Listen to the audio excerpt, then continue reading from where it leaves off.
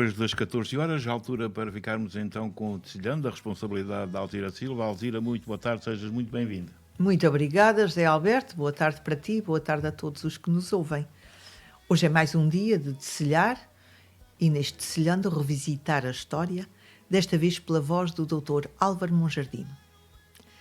Falecido em 2024, Álvaro Monjardino foi o primeiro presidente da então chamada Assembleia Legislativa Regional dos Açores, pelo Partido Social Democrata, então também chamado PPD. Esta eleição decorreu das primeiras eleições democráticas em 27 de junho do mesmo ano, portanto fará no próximo mês 50 anos. Exerceu essas funções de presidente da Assembleia entre os anos de 76 e 78 e entre 79 e 84, primeira e segunda legislaturas. No seu contributo político, foi também ministro adjunto do primeiro-ministro no 4º governo esfiado por Carlos Mota Pinto. Foi um advogado de renome e o seu pensamento político, mas também jurídico, sobre legislação e jurisprudência constitucional e autonómica, é conhecido, digo, o pensamento, através das suas intervenções na Assembleia, das suas intervenções, dos seus artigos em revistas e livros da especialidade publicados pelo Instituto Histórico da Ilha Terceira, pelo Instituto Açoriano de Cultura, pela revista Atlântida. A sua iniciação política foi, porém, anterior a estas funções como presidente.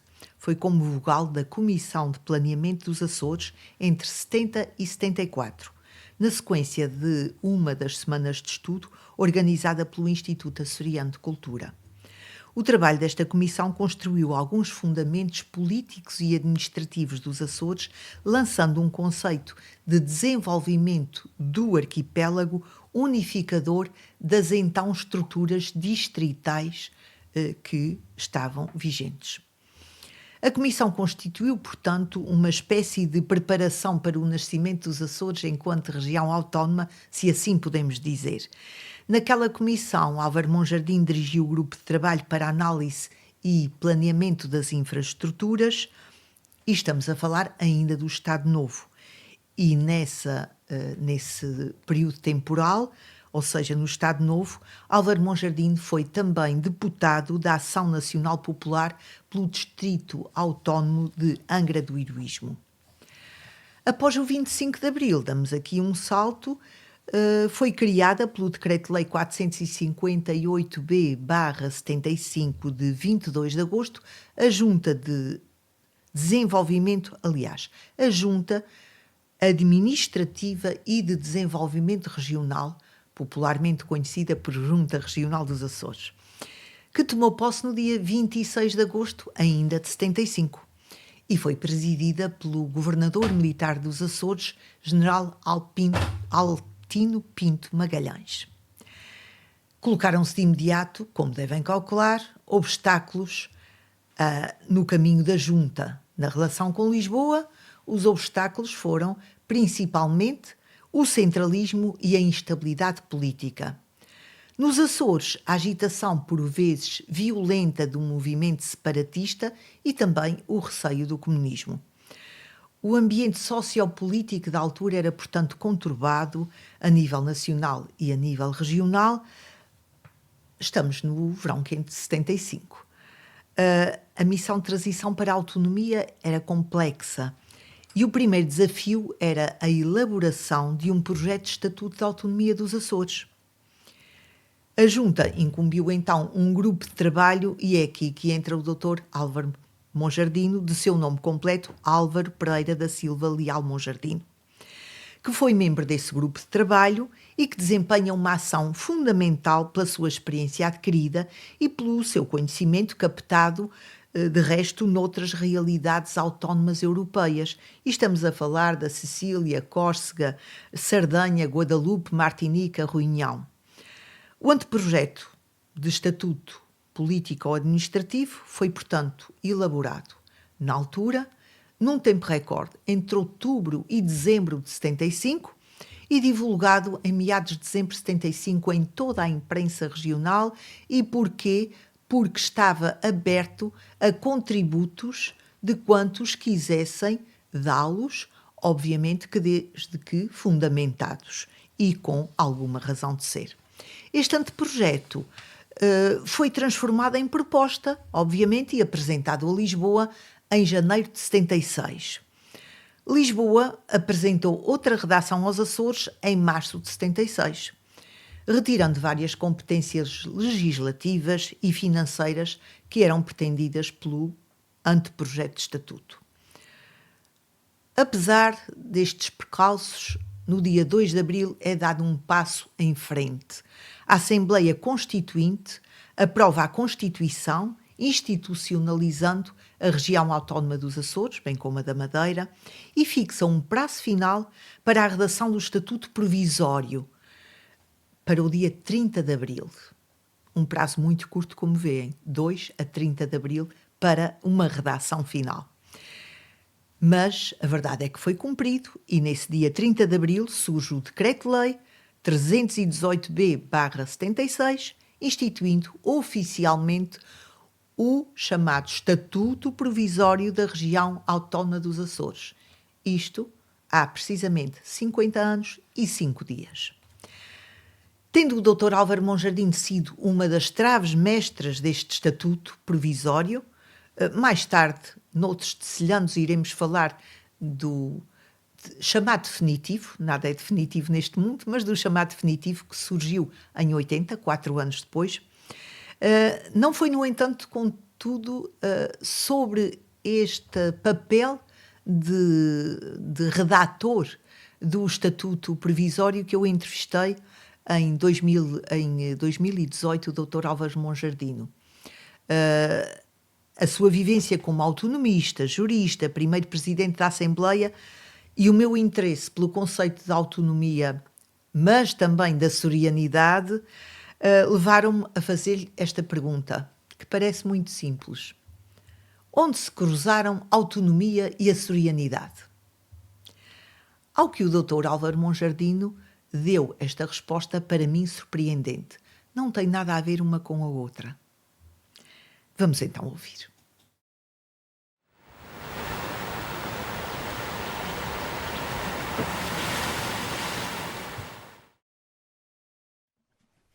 Eu acho que não tem que ver uma coisa com a outra.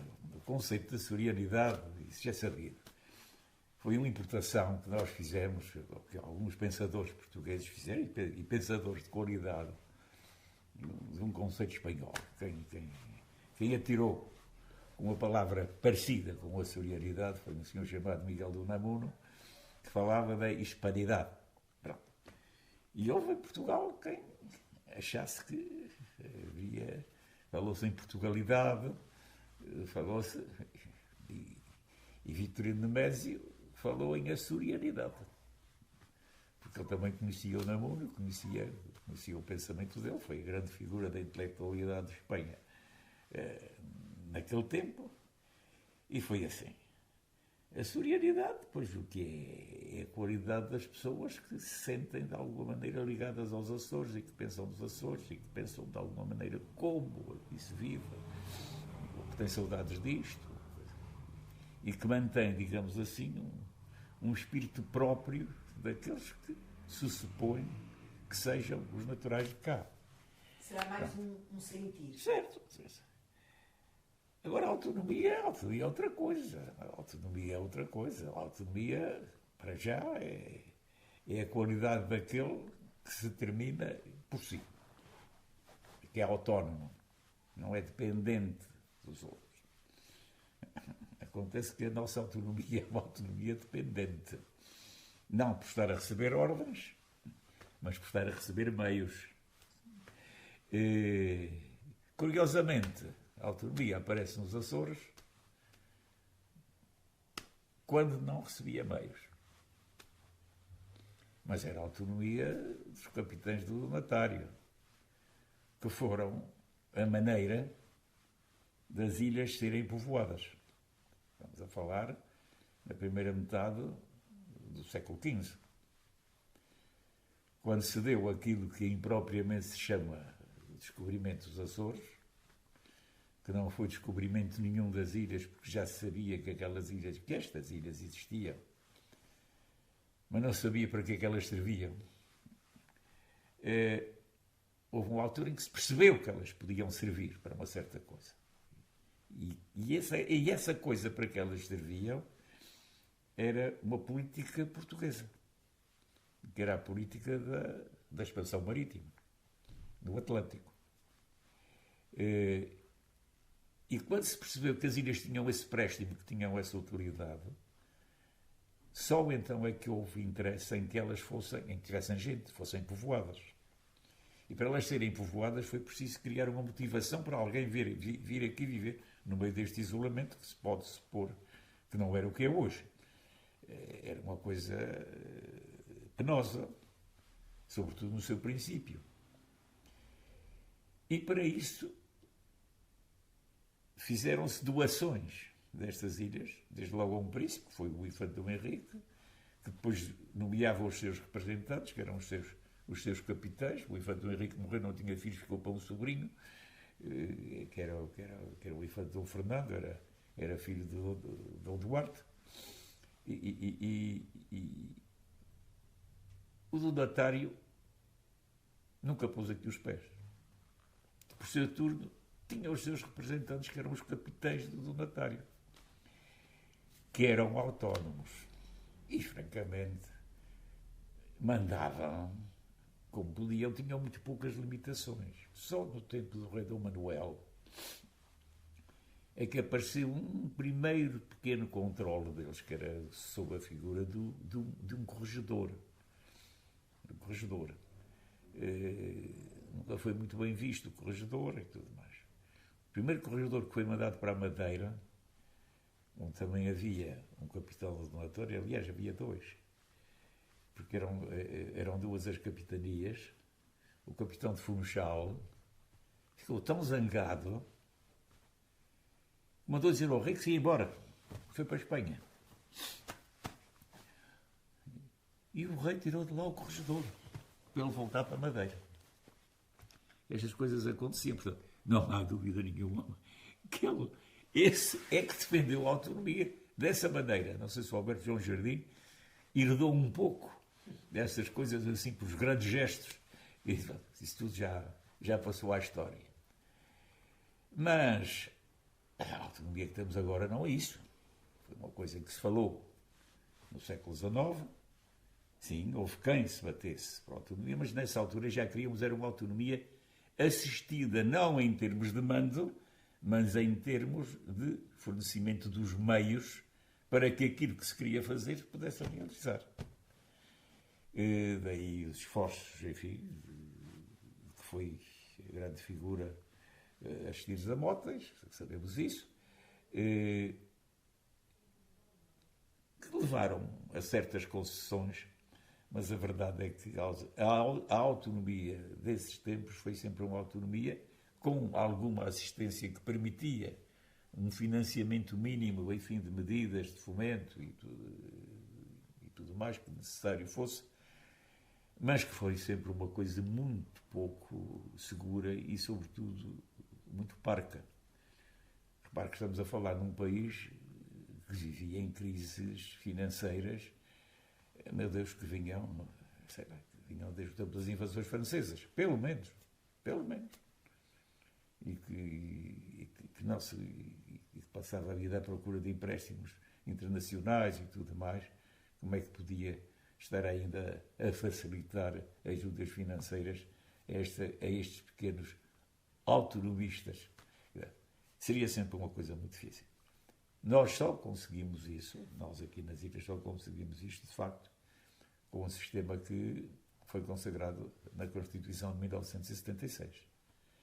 Conseguiu-se isto, enfim, através de pressões que foram exercidas, de argumentos que foram apresentados, e vamos lá, e de se tirar partido da coisa difícil e penosa que foi a elaboração da Constituição Portuguesa. Aí houve gente que efetivamente teve lucidez, soube tirar partido da situação de Portugal no contexto europeu e no contexto mundial, estava-se ainda em plena Guerra Fria, a governação portuguesa claudicava, porque estava-se a reformular um país que tinha perdido aquilo que se chamava o Império, que não tinha uma grande tradição europeia, que se estava a aproximar, pouco antes da Revolução de 25 de Abril, de uma certa abertura à Europa, mas tinha sempre o problema do ultramar e das complicações internacionais que isso criava, que isso lhe criava. As Nações Unidas estavam todas contra e os países ocidentais, de uma maneira geral, eram contrários à subsistência do Império Português, que aliás foi o último império a cair, porque já tinham caído os outros, que eram bem maiores do que o nosso. De maneira que jogou-se com isso tudo. E naquele contexto que era de grande perturbação governativa em Portugal, é que talvez os preceitos que garantiram a autonomia assistida e garantida pelo Estado, nomeadamente no seu suporte financeiro, passaram e vingaram na Constituição. Foi assim. Foi assim.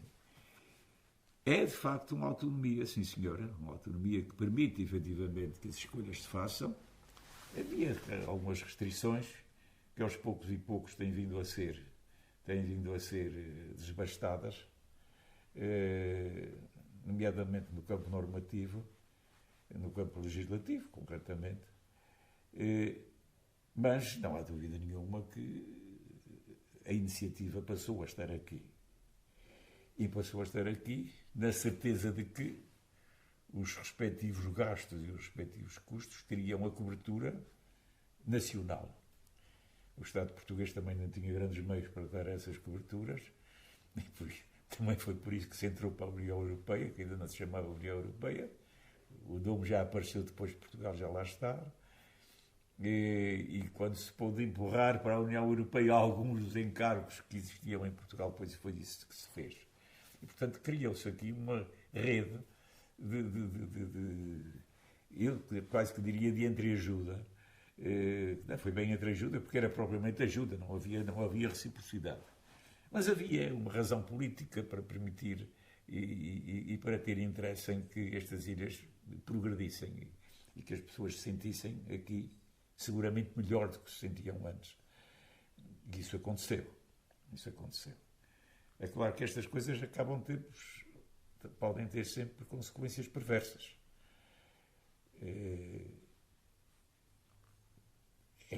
Isto de saber que havia uma assistência é uma coisa. O de saber que essa assistência permite contar-se com ela para tudo é outra coisa. Há certas ajudas que se justificam por si. Há outras que já resultam de formas um pouco abusivas de se tirar partido delas. De maneira que aí julgo que nós progredimos bastante, mas não nos desenvolvemos. No sentido do desenvolvimento, que é aquilo que permite uma libertação que é, no fundo, a verdadeira autonomia.